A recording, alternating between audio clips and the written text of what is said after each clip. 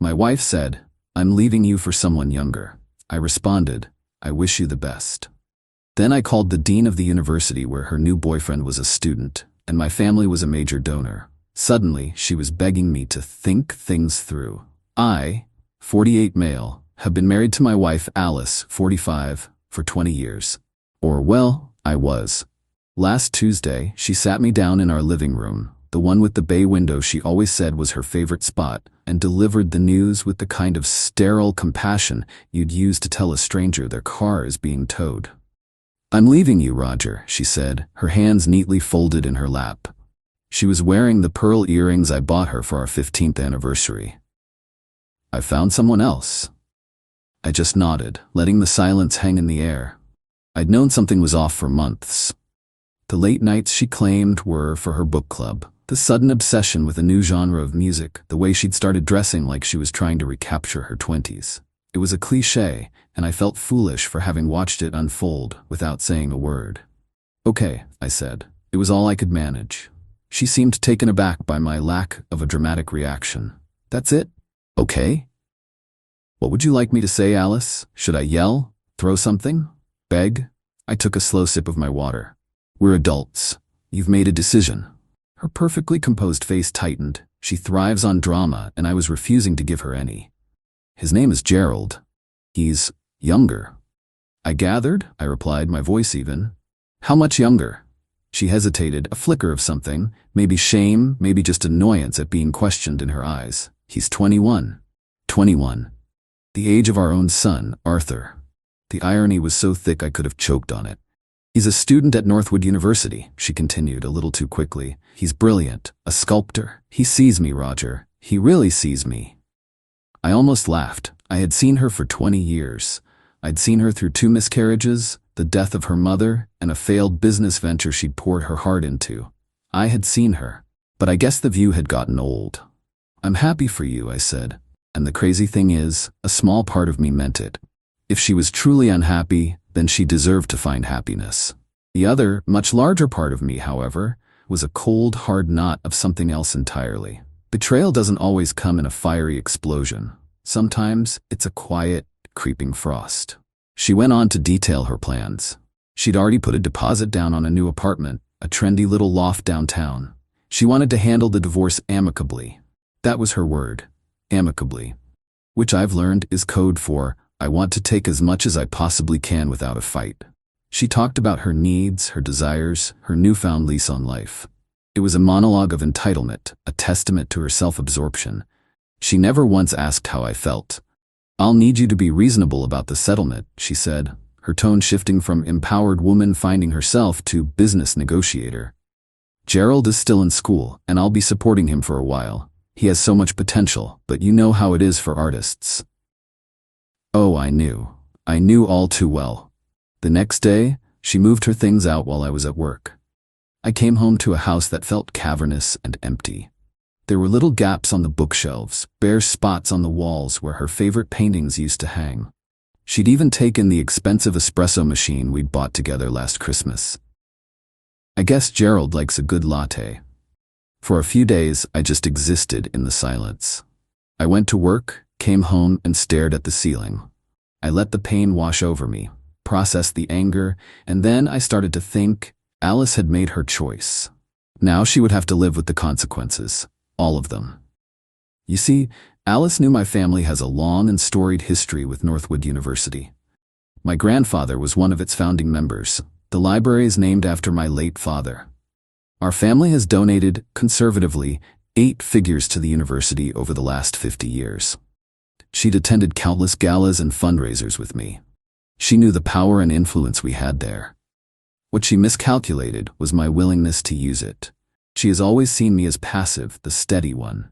She mistook my calmness for weakness. On Friday afternoon, I sat in my study, the one Alice always called stuffy, and dialed the private number for the dean, Ethan Albright. "Roger, to what do I owe the pleasure?" he answered, his voice booming. "Ethan, I hope I'm not catching you at a bad time," I said, keeping my tone light. "Not at all, my boy. What can I do for you?" "I was just reviewing some of my family's philanthropic endeavors," I began, and it brought Northwood to mind. I wanted to talk to you about our foundation's annual contribution. I could practically hear him sit up straighter. Of course, Roger. We are, as always, incredibly grateful for your family's generosity. As are we for the university's commitment to excellence, I said smoothly. Which brings me to a rather delicate matter. I paused. I've recently been made aware of a student at your institution who is the recipient of one of our foundation's most prestigious scholarships, the Founders Grant for the Arts. His name is Gerald. I'd have to look him up, Roger. We have thousands of students. Of course, a sculptor, I believe. It has come to my attention that this young man is involved in a personal situation that raises serious questions about his character and judgment, a situation that does not align with the values of integrity our foundation seeks to uphold in its scholars. I see, Dean Albright said, his voice now a low murmur. I would never ask the university to act without due process, I said carefully. But I would consider it a personal favor if the Committee for the Founders Grant would undertake a formal review of Mr. Gerald's suitability as a recipient, in light of this new information. I trust you'll be discreet. The unspoken implication was clear. Our foundation's future generosity depended on the university taking our values seriously. I understand completely, Roger, he said after a long pause. We take these matters very seriously. I will convene the committee for a priority review. They will look into the matter thoroughly. That's all I ask, Ethan, I said. I'm confident the committee will make the right decision. I hung up. There was no 2-hour miracle. It wasn't a movie. It was something better. The slow, grinding, and unstoppable wheels of bureaucracy set in motion by a quiet phone call. Now we wait. Update. It's been a week since I made that phone call. A week of tense silence, followed by a predictable storm. I appreciate all the comments and support. It's strange to find clarity from strangers on the internet, but here we are. The first few days were quiet. Alice was likely in her love bubble, oblivious. Then, on Wednesday, the email landed. Gerald received a formal notice from the university. The Founders Grant Committee had completed its review, and due to conduct inconsistent with the character requirements of the scholarship, his funding was being terminated at the end of the current semester. Furthermore, due to the loss of the scholarship, which covered his campus housing, he would need to secure alternative living arrangements for the following term. The fallout was immediate.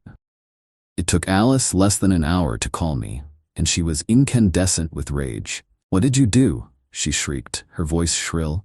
"I have no idea what you're talking about," I said calmly. "Don't play dumb with me, Roger. Gerald just got an email. They're revoking his scholarship. This has you written all over it. I knew you were vindictive, but this... The university has its standards, Alice. It seems Gerald didn't meet them. He's devastated. His entire future is ruined. How could you be so cruel?"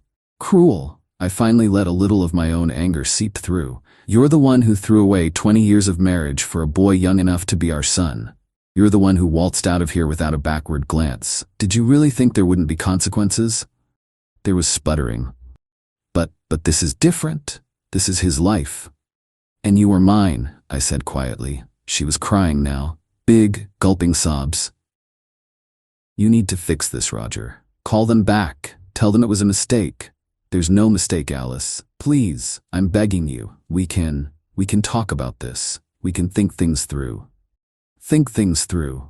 The irony was almost too much to bear. "I think I've done enough thinking for the both of us," I said, and then I did something I should have done a long time ago. I hung up. My relief was short-lived. That evening, my son Arthur called. He sounded upset. "Dad? What's going on with Mom?" he asked. "She called me, crying. Said you'd kicked her out and were trying to ruin some guy's life. She said, 'You've lost your mind.'" My blood ran cold. Bringing our son into this, that was a new low. "Arthur, your mother and I are getting a divorce," I said, keeping my voice steady. "She chose to leave. The rest is complicated." I gave him the simple version, but his silence told me he needed more. The next day, I drove 2 hours to his college town, and we had lunch. I laid it all out for him. The affair, the lies, the amicable divorce demands. And then I told him about the scholarship. "Arthur," I said, looking him in the eye, "my father built that library. Your great-grandfather helped found the university. The money that was paying for that young man's education, the one your mother left me for, was our family's money. It was a betrayal on every level. He just nodded, his jaw tight. I get it, Dad. It's not about revenge, it's about respect. He got it. He really got it. I came home and immediately called a locksmith. While he was working, I had a security system installed. The installer handed me a small, discreet camera. Points right at the front door, he said. Just in case. A good call. On Saturday, I came home from a client meeting to find a few things amiss. A framed photo of my parents on the mantelpiece was turned face down. A bottle of expensive single malt I'd been saving was half empty. She'd used her old key before the locks were changed. It was childish, petty, and designed to unnerve me. It was also evidence. I took photos and sent them to my lawyer, Jean. She's a shark who smells blood in the water. Oh, this is good, she'd said when I first told her the story. This is very good. Her response to the photos was simple. Document everything. We'll use it all. Alice thought she could manipulate and bully her way into getting what she wanted. She's about to find out just how wrong she was. Update 2. It's been a month of legal maneuvering and petty escalations. The entitlement from Alice and Gerald has reached a level that honestly deserves some kind of award. The restraining order was granted after I submitted the security camera footage from my front door. It caught Alice trying her old key, and when it didn't work, she had a full-blown tantrum, kicking the door and screaming. Gerald was with her, looking like a deer in headlights. The judge didn't even blink. Alice's reaction was to play the victim on a grander scale. She took to Facebook, a long, tear-soaked post about her abusive, controlling husband who was using his vast wealth and influence to destroy a promising young artist. It got some traction. A few of her friends, people I've known for years, sent me angry messages. It stung, I won't lie. For a day or two I questioned if I'd gone too far. But then, Arthur made his move. He posted a comment on her screed. Maybe you should also tell them that you cheated on my dad for months and that the promising young artist you're with had his education paid for by my dad's family's foundation, just for context. The comment section exploded. Alice deleted it and blocked Arthur, but the damage was done. Her narrative was shattered. Then they tried to come after my business. I own a small but successful architectural firm. One morning, I woke up to a flood of one-star Google reviews, all posted within a few hours, all using similar language. Vindictive owner, unethical, tears down families. It was transparently obvious. I spent a frustrating 3 days on the phone with Google support providing evidence of the coordinated attack. They finally took them down, but it was a headache and a stark reminder of how low she was willing to stoop. The peak of her audacity, however, was a letter she wrote to my family foundation's board of directors, a board that includes my aunt and 2 of my father's oldest friends. She accused me of misusing foundation funds for a personal vendetta. My aunt called me, laughing so hard she could barely speak. Roger, does she really think we're that stupid? The board, of course, dismissed her claims, but it was the sheer nerve that was stunning. The divorce proceedings are now in full swing. Our first mediation was a masterclass in delusion. Alice and her lawyer sat across from Jean and me. Alice's lawyer started in on the emotional damage she had suffered. Jean just smiled. Damage? You mean the damage she suffered while cheating on her husband? Or the damage she suffered when her lover's scholarship, funded by my client's family, was revoked due to a character review? The lawyer stammered. Jean then systematically dismantled every one of Alice's claims. She had bank statements, phone records, the video of the door kicking, the screenshots of the social media posts, and a log of the fake Google reviews.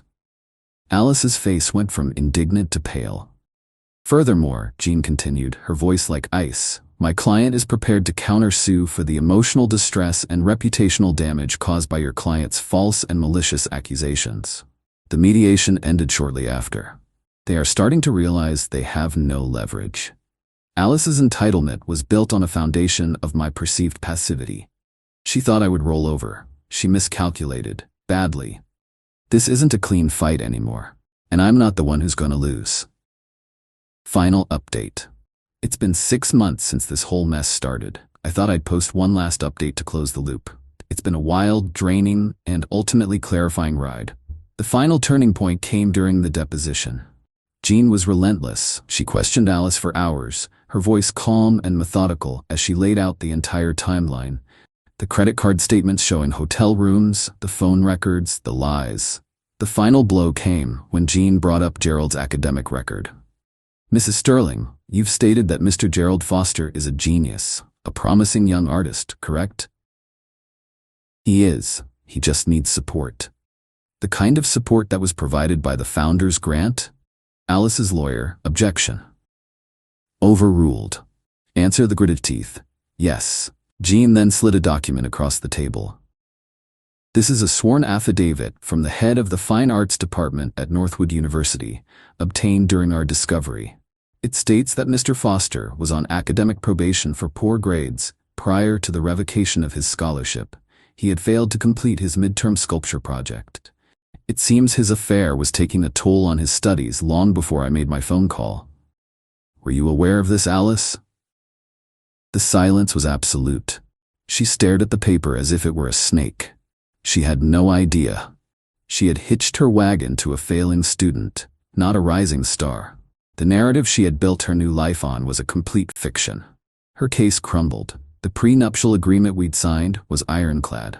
The final divorce decree came through last week. Alice walked away with what she was entitled to under the prenup. Her car, her personal belongings, and a small lump sum that won't last a year with her spending habits. She did not get the house. She did not get spousal support.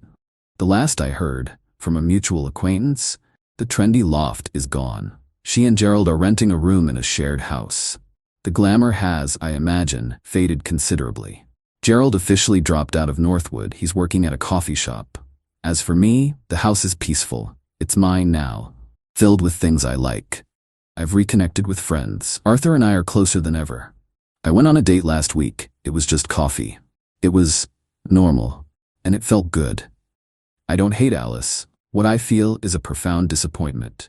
She had a good life, and she threw it all away for a fantasy, convinced I was too weak to let her face the consequences. The other day I was driving and I saw her. She was waiting for a bus, holding a grocery bag. She looked tired. The confident woman who left me was gone. In her place was a stranger, her face etched with weary resignation. Our eyes met, a flicker of shock. Then she looked away, her shoulders slumping. I didn't stop. I just kept driving.